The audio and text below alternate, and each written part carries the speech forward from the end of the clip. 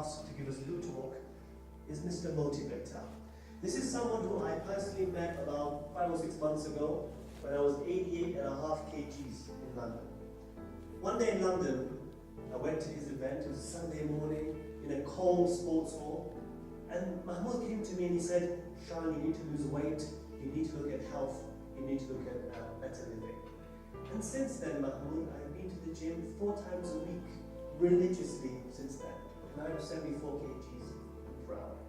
So, when we saw, thank you, my wife comes along. When I saw how wonderful he was, I suggested to our organizing committee, why not share his brilliance with you all? Why not make healthy living an important part of our high achievers' lives? And tomorrow morning we organize yoga. Salim will give the details with a chap called Dr. D. So we've made health and well-being central to the themes of the summit, and I hope you enjoy that. Without further ado, I would like to ask Dr. Mahmoud Nauji to please come forward and give us one of the 4 short talks throughout the course for the next 1.5 years. Thank you. I haven't got a mic, so I'll do that. Okay. Salams everyone. We haven't got a mic, so if you can't hear me at the back, please let me know. Okay, salams everyone. Okay. Life is about energy. Okay, so let's try that again. Salams everyone. Okay, great. I think we need a bit more energy. Can I ask everyone just to stand up, please? Can everyone please stand up? Okay, great. So if life is about energy, then energy comes through breathing. Okay? So what I want everyone to do is just take a really, really deep breath in. Okay? Brilliant. Okay, what I want you to do now is if you can put one hand on your stomach, okay, the other hand on your chest, and I want you to take a really deep breath in. And can you put your hands up whose hand on their chest went up first? Yeah, so take a really deep breath, and whose chest went up first as you take a deep breath? Yeah, a lot of people, right? Okay. A lot of people's hand on their chest went up. Okay, fine. You know, when Allah designed us to breathe from our stomachs. He designed us to be belly breathers. So if you look at a baby, what they do is when they breathe in, their stomach comes out, and when they obviously breathe out, their stomach goes in, okay? And as we go on in our daily lives, because of the way we sit, the posture we have, we lose that. So what we tend to do is we tend to breathe in from our chest as opposed to our stomachs. But the problem is that chest breathers get 30% less oxygen in them. So if you can breathe from your stomach, you'll actually get 30% more oxygen. So what I want you to do is when you breathe in, I want you just to let your stomach out. Look, we're all friends here, so let's do that. Just let your stomach out, okay? So let's breathe in and let's really let that stomach out. It feels strange, right? Let's try again. And when you breathe out, then obviously push your stomach in, okay? If you can do this, and if you can make this a habit, I know it feels strange, okay, over and over again, you will live a life with a lot more energy. Try for 30 days, 30% more energy, okay? Thank you very much. Can you take a seat, please? Thank you.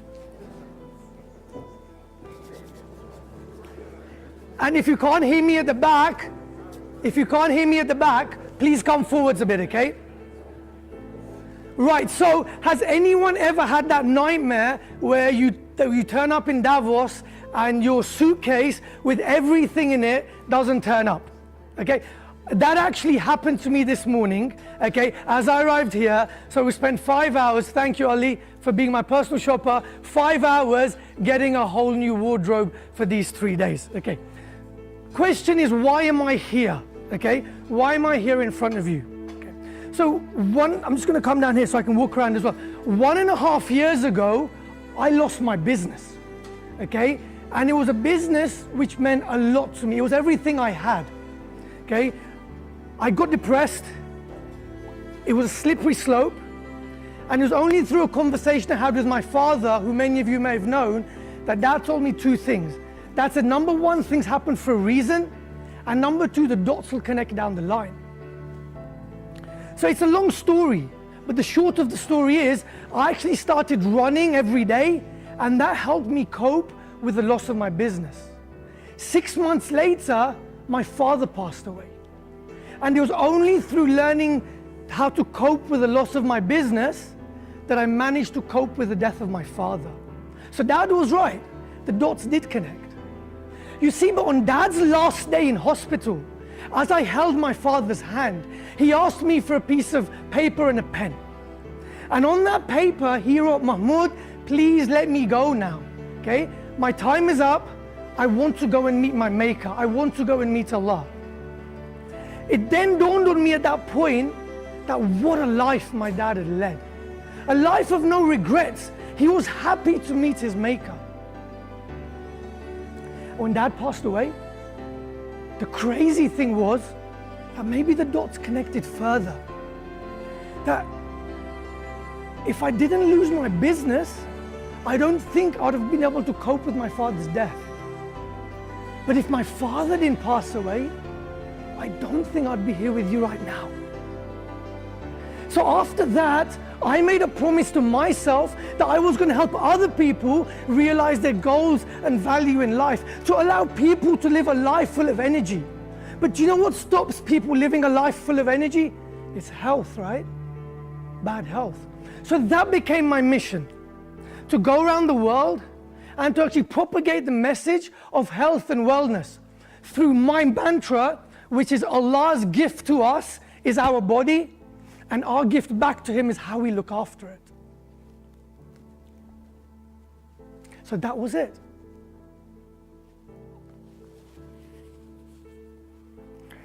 I'm hoping that by the end of this weekend, that you can actually help me propagate this message when you go back to your respective countries. So I have 3 visions. My first vision is that all of us and our communities can pray standing up when we're 80 years old.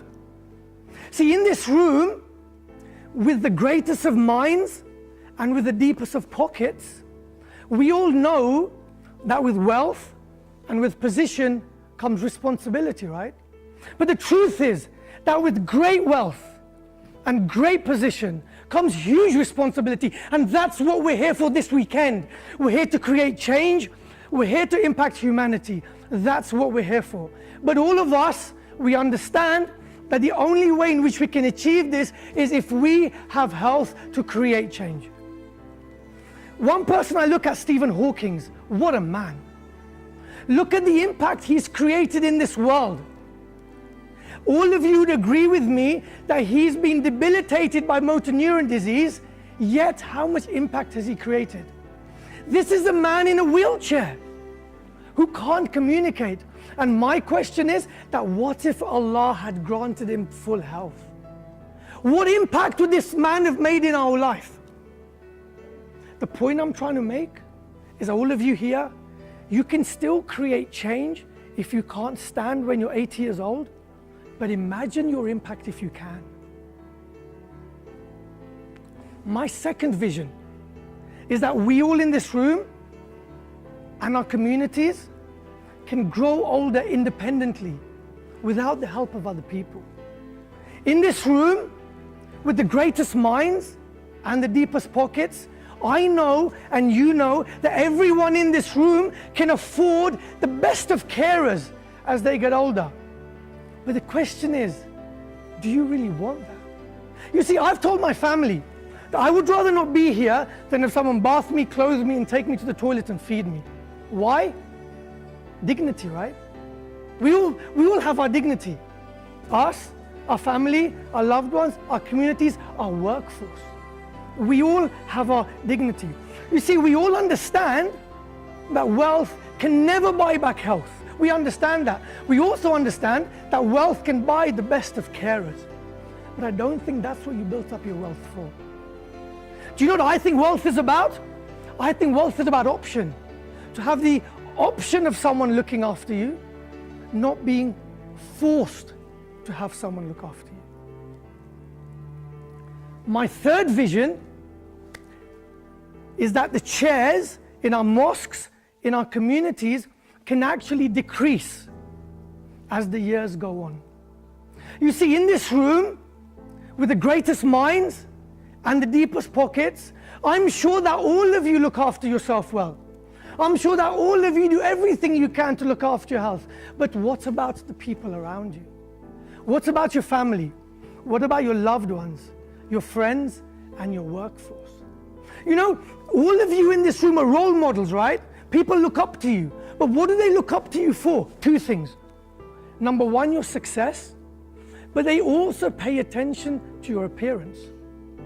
And how many of you can stand up in front of a mirror and say you're happy with the way you look? But more importantly, that you have the energy to play life on your terms. Because they're the two biggest complaints, right? That I don't like how much weight I have, and I don't have the energy to play life on my terms. Two biggest complaints. You see, and I've worked and I've coached hundreds of people this year. And what I found is that I've got story after story after story that how changing health has changed life. But you see, it's all about belief. Because if they can do it, then you can do it. But if you see it in your mind, you can hold it in your hand, right? I've had people who are 70 years old who couldn't do press-ups. And within a few sessions, they're doing press-ups with claps in between. It's all about belief, right? But the chairs in my vision actually represent my surroundings, the people around me, my loved ones, my family, my community, and my workforce. Before I came here, many of you told me what a lonely road success is. That not many people get there, and when you're there, it's lonely. But there's going to come a time when you want to kick back, and you want to enjoy that time with the people who you really care about. But are they going to be in a place to be able to share that time with you? You see, your leaders, right? But leaders pull from the front. They don't push from the back. And it's not just about you having health, but it's about the people around you having health. But in order to give it, you've got to have it. There was a carpenter one day, and he'd worked for 40 years. And then he wanted to kick back, and he wanted to enjoy the rest of his life. He was worried to speak to his boss, because he knew his boss wouldn't want to let him go. He approached his boss, and he told his boss, you know, I've worked for you for 40 years, and now I want to leave. And his boss goes, John, that's fine, but we've got one more project we're working on. You've got one more house you're building. Finish that house, and then you can leave. John said, okay, fine. In John's houses, he normally has the best of gardens, but this time he didn't put one in. In John's houses, he normally has the best of swimming pools. He just put a little one in the corner. In John's houses, he normally imports the best of bricks, but this time he didn't do that. In John's houses, he normally has the best of wood, but this time he didn't. He finished building the house, he told his boss, I'm done, and he went home to enjoy his life. The next day the phone rings. It's John's boss. John is worried that his boss has found out that he's taken all these shortcuts so he can finish properly. His boss goes, John, I want you to come into the office to speak to me. So John starts worrying. So John walks inside the office, he opens the door, and his boss chucks him a pair of keys. And he goes, John, for all the hard work you've given me, the last house you've built, that's our present to you.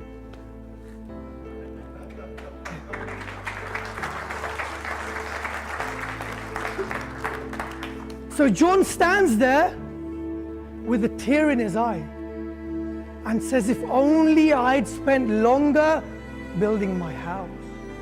And my question to each and every one of you is, how much time do you spend building your house? Because it's the only place you have to live. There's going to come a time when you want to kick back and you're going to expect this body to look after you. But do you respect your body enough that when you need it, it's going to be there for you? This weekend, I implore you to ask yourself one question. that do I look after myself well enough? You see, you've only got one life, one shot at health, that's it. And if the answer is no, then let's work together this weekend and let's make some steps in your life so you can keep on going and giving and giving and giving. Because if you don't have your health, you can't give. I believe with every breath in my body, with every cell in me, that the greatest gift that you can give your family, your friends, your community, your workforce, and the world around you is a healthier you. So let's all stand up. Let's all get up. Let's clap it up for health about this weekend. Let's clap it up for change. And let's clap it up for a weekend with impact. Thank you.